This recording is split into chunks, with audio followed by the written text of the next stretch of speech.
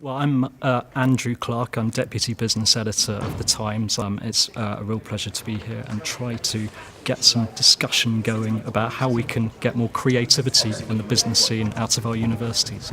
Well, I think if you look at the States, there are a number of huge businesses that have been effectively started in dorm rooms. Facebook, Mark Zuckerberg.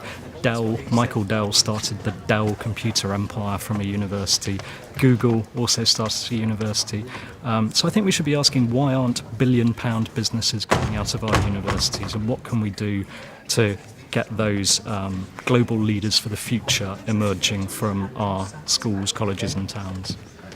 Well, events like this are important partly because networking, and networking is really what it's all about when you're starting a business. You need to meet funders, you need to meet potential partners, you need to meet people with ideas.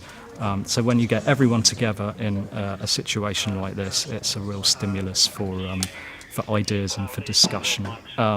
In terms of how things are at the moment, I think the government's given quite a useful pot of money to NACUE to help provide funding for student enterprise societies. I believe there are about 90 in universities at the moment already.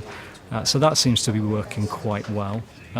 There are a number of issues that any small business or any small entrepreneur faces, though, that we have to address, and this isn't just a student issue, it's a broader issue. It's still not easy enough to get venture capital funding when you're starting up a business.